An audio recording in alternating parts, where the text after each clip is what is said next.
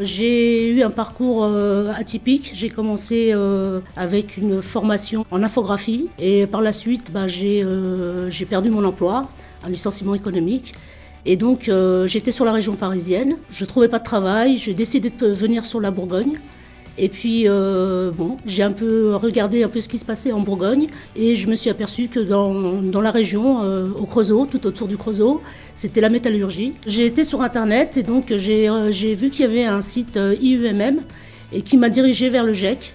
Et là, j'ai vu des petites vidéos sur les métiers de la métallurgie, notamment pour les femmes, parce que je ne savais pas trop, je ne connaissais pas du tout la métallurgie, je n'ai jamais exercé. J'ai appelé donc le GEC et j'ai réussi à avoir un rendez-vous. Et de là, j'ai monté un dossier. Et donc j'ai fait aussi des petits ateliers chez eux. Et ces ateliers, en fait, c'était assez intéressant parce que on est en direct dans le métier, par exemple la soudure ou le montage ou autre. Et ça m'a permis d'avoir une idée, de savoir si je pouvais le faire ou pas, si j'en étais capable. Et j'ai réussi à avoir une formation en tant que monteur-ajusteur, donc en collaboration avec le GEC et Alstom en alternance.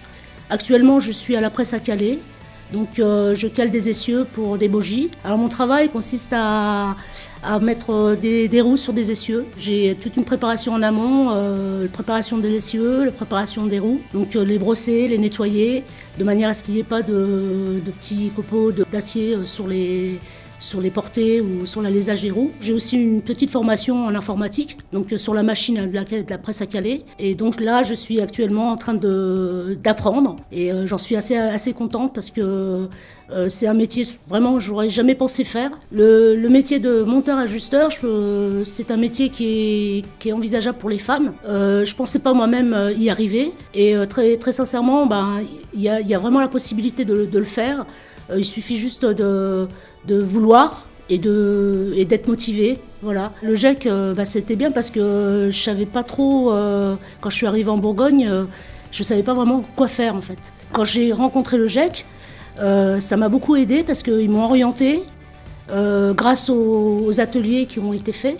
Une fois qu'on s'est présenté chez eux, ils essayent de trouver, grâce à des petits questionnaires bien sûr, et ils arrivent à cibler les gens et puis à dire tiens, là actuellement il y a une formation qui se présente, si peut-être que ça peut aller, et de là on y va et voilà.